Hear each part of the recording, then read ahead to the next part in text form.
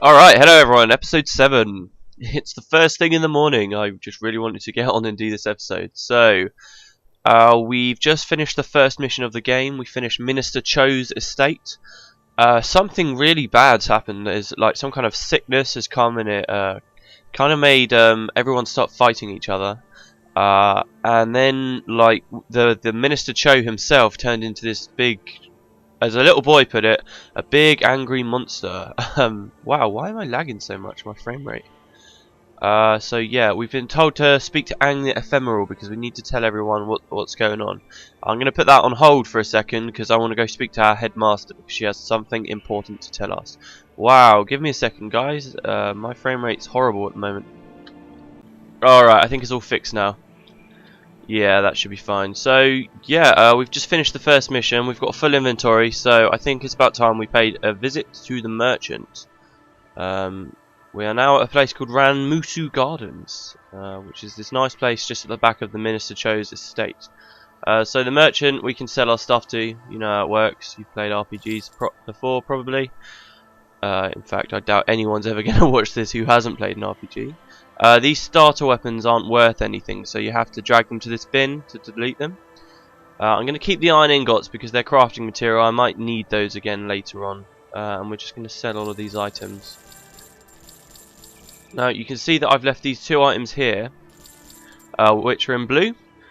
This smiting rod and the tribal blade. Both of them say that they're unidentified. That's because they're a little bit better than regular weapons. They've got some kind of magical property to them. So if we go to buy and buy an identification kit, we can use this to identify what that magical property is. And the property on this smiting rod was that it has an improved sale value, so that's pretty cool. And the tribal blade does fire damage and gives us extra health as well. And by identifying what those are, these are now worth more money. So even though we had to pay for the identification kit, in the long run we'll get that money back. So yeah, that's pretty cool. So now all we've got left is this identification kit, monastery credit, and iron ingot. We can accept these items and identify those. Tribal blade and a brute sword. Okay, and then we'll just sell those as well. So now we've got a bit more money again. What else did I... Oh yes, we leveled up, so we can raise our attributes. I'll drop critical strikes by 1 and raise dagger mastery. And I think that's everything. No, it's not everything I wanted to do. So this is Ang the Ephemeral, who we'll speak to later.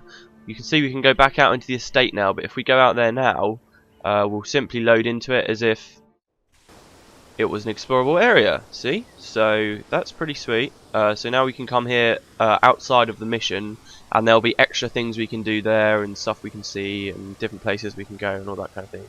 So anyway, let's read the description for Ranmusu and get a move on. I'm surprised this is episode 7 and all I've done is complete the first mission.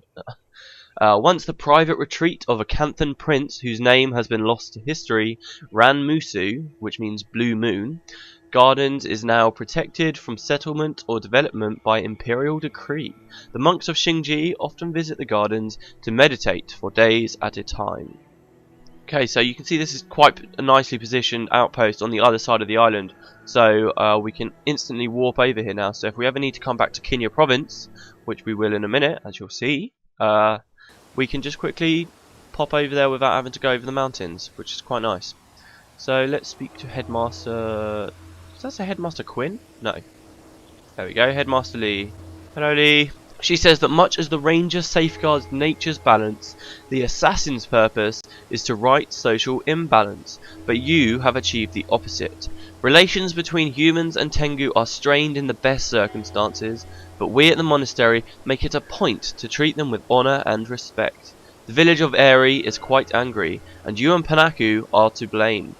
It says this twice.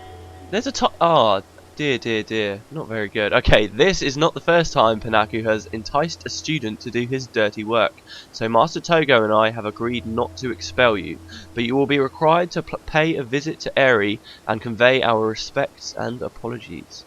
Prevent this carved buckeye to Soar Honorclaw, your victim's daughter.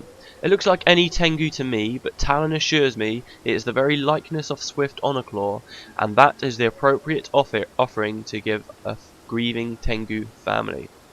I'm shamed, Instructor Lee. I will do as you ask. This is all Panaku's fault. I wish I could say that and still do the quest, because he should be the one to go, really. Okay. Alright, so we've got this quest called Cleansing the Steel. Now, we got that was the quest that only unlocks after we get the insignia. And you can see we only got one quest. We got that from Headmaster Lee, who's the assassin trainer. If we'd picked Elementalist, for instance, and our headmaster was Headmaster Vang, once we completed our insignia, Headmaster Vang would have given us a quest of our own, and that's the only way you can get those quests, if you choose the primary profession, the correct primary profession. And the ranger one, rangers really have a really cool quest that they can do there. They can see this pet. When this game was released, it came with a panda. Like rangers could tame pandas to be their pets, but very shortly after that, when they released the game in China, because it's illegal to show any endangered, well, at least pandas, because they're endangered animals, you can't show them dying in games and stuff. So they had to be taken out of Guild Wars completely, just so that it could be sold in China. So now the only way you can find a panda, except through like mini pets, the only way you can actually see one fighting and in the game is in that ranger quest. And you meet Zoe again in that ranger quest. So it was when I was starting this out, I was really not sure whether I wanted to be a ranger or an assassin, because they both had pretty cool quests.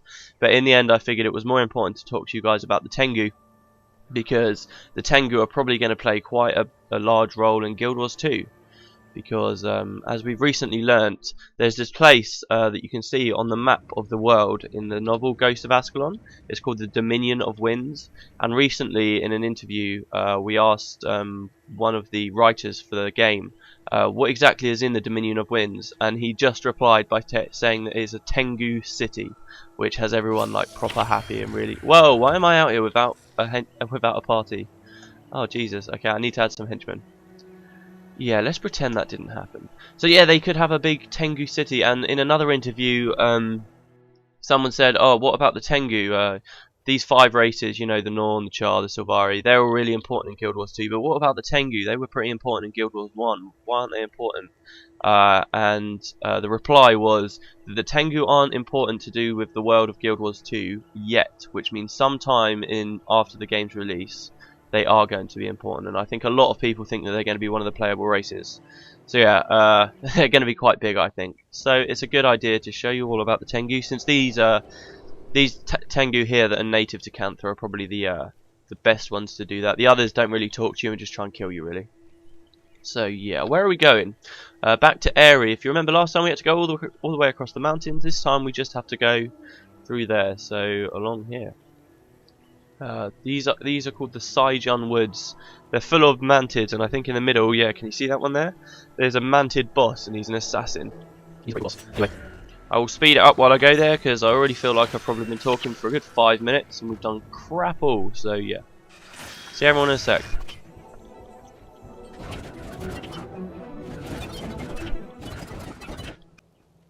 Okay, so we're near the village. You can see there's some Tengu here. They're called Tengu Shrills.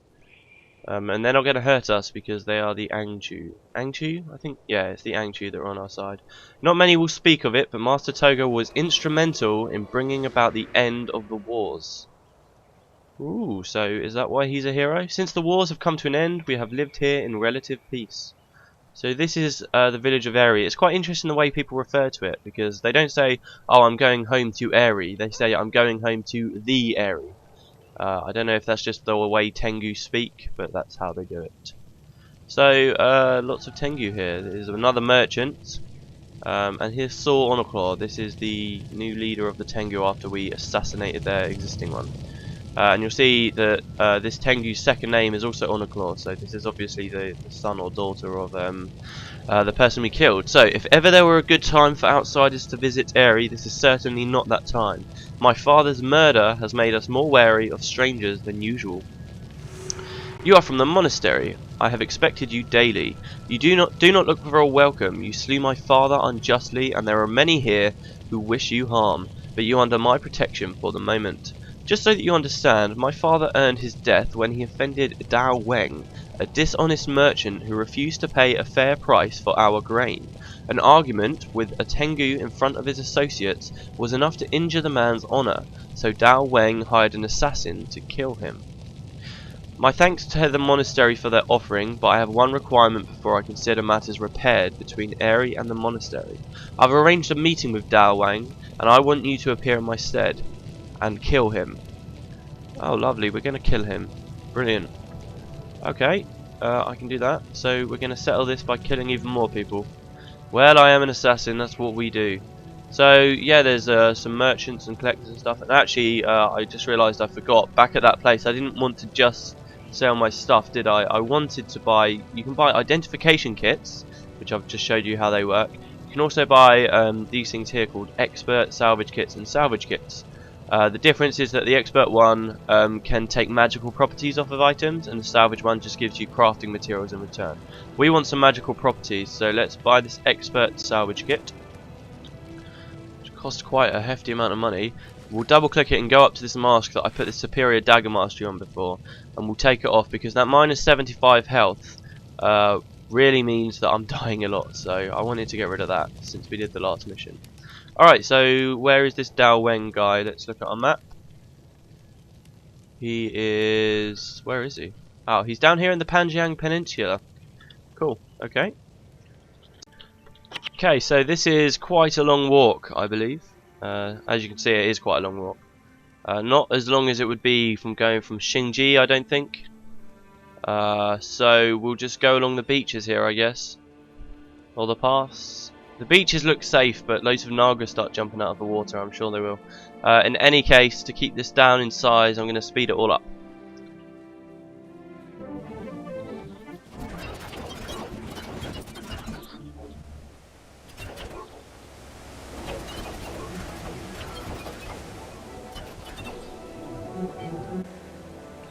Alright, we're coming up to the Panjang Peninsula now. I just wanted to start talking for a second, because look up on these rocks. I've never noticed this before.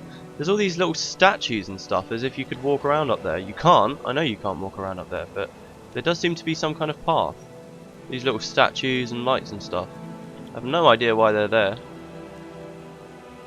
Alright, so this is the Panjang Peninsula. We've never been here before. This is where we were gonna come to meet Wengar, but there's even more.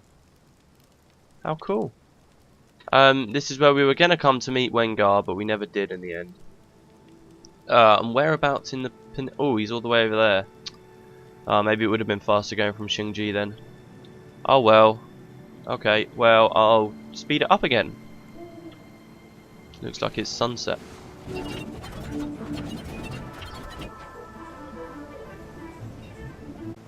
Alright, I think I've gone the wrong way. I followed this path in the end, and that over there, that is... We spoke to a peasant earlier who said if you want to go to Port Kaimu, don't. The Crimson Skull Run things up there, that's Port Kaimu. You can see some Crimson Skull there. Oh, even more there. And they're quite strong, and there's a lot of them up there. So I don't want to go to that place. I'm going to try and go around. You can see that the inland sort of river, there should be another bridge that takes me across back here, which I'm going to go up, because that will just take me ages to get through there, and I'll probably die a lot if I try, so I'm not going to try it.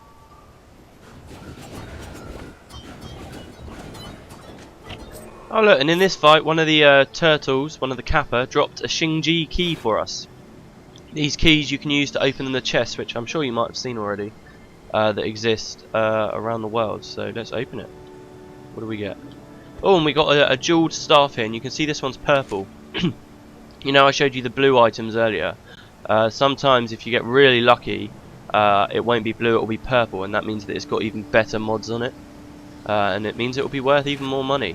So since we opened a chest, we got lucky and we managed to get one. So yeah, it's pretty cool. Alright, here's the bridge I was talking about. Oh, two bridges actually. And a little place up there. You can see Aang the Ephemeral's here again. And I might as well point out, if you look at him and you've seen the previous series, you might recognise his armour. This man's from Ascalon. He says, "Do not be afraid, I am Aang the Ephemeral, a ritualist trainer. I have served Master Togo and the monastery for some years now, though time does not pass for me as it does for you. So I am not certain how long exactly. In any case, I do not think I can help you if you are not studying ritualist arts." So yeah, he doesn't remember where he came from. So these are the key falls. They look pretty cool. I wonder how loud they are. Can you actually hear my voice fine right now? Anyway, I've got to stop getting distracted. Come on, we've got to kill this man. Kill the man for the honour of the Tengu. Right, I'll speed it up again. Sorry.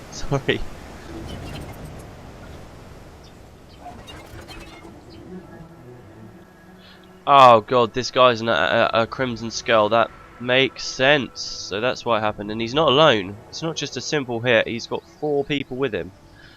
Oh, brilliant. They're all Crimson Skull Rangers, I think. No, they're not all Rangers. They're just... Dao Weng. Where is Soar Honorclaw? Who are you? We're already killing him. An assassin. I should have expected this. I would expect nothing else from a filthy Tengu. Guards, kill this assassin immediately. I will await you somewhere else. What, are you going to try and run? You can't run from me. No, we've already assassinated all your guards. It's just me and you and my 3 friends. Goodbye, Dao Weng. Oh, and he dropped a silver Crimson Skull coin. Very nice. Oh, and one of them dropped 10 gold. Okay, so that's that. Now we can go speak to Soar again up in Airy. Since we've already seen the whole walk, I think I will just cut it until I'm back there, guys. So see you in a sec. Okay, here we are. We're back. We're back at Airy. Hello, Soar. She says that with Dao Weng's death, my father's spirit can finally fly away into the sky above the sky. You may return to Master Togo and tell him that the score is settled. He is one of the few humans in this land who deals with the Tengu honourably, and that is not something I take lightly. Okay, so let's go back to Headmaster Lee to tell her that the score is settled with the Tengu. And you heard there she was just talking about the sky above the sky, and that's basically the Tengu believe that when they die they go to this place called the sky above the sky, which is this sort of paradise that exists within the mists that all of their lost souls can go to after they die.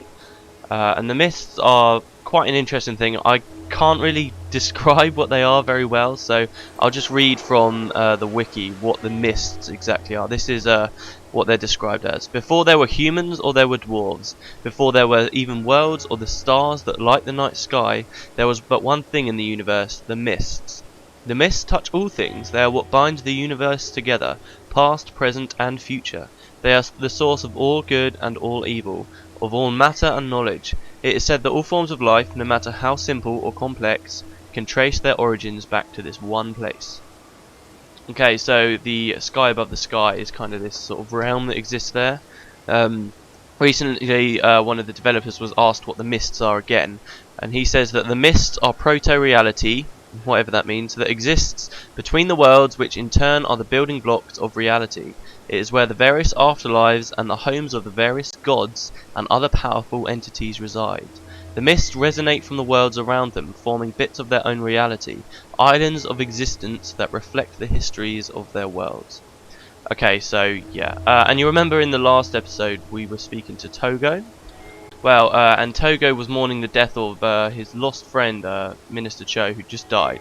And he said, may the envoys carry you swiftly on to the gates of everlasting paradise. And everlasting paradise is kind of what the Canthans see as heaven.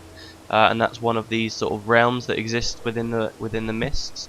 But the important thing to note there is he was talking about these things called envoys. And the Canthans believe that when somebody dies, their soul is transported to whichever afterlife they belong by these things called the envoys. And do remember the envoys, because they're important parts of this story, and we'll learn a lot more about those quite soon. Anyway, enough chat. Hopefully that didn't bore you. Hopefully that interested you. Let's speak to Headmaster Lee. She says, society's balance teeters on a razor's edge. Your judgment must not. But you have done well, and if you kept your wits about you, you may yet make a great assassin. Now, seek out Master Togo in the Linnock courtyard. All students who complete the advanced courses are required to speak with him. Okay, so I guess we were meant to do this before we spoke to Togo earlier, but we did it after, but it doesn't really matter. Okay, so we've done that. We leveled up again. So what level are we now? We are level 9. Very nice. Okay, so let's just bump up Dagger Mastery again. since that's all I'm really using at the moment, Dagger Mastery. And I think that's enough for this episode. It's probably about 20 minutes, so I'll catch you guys next time.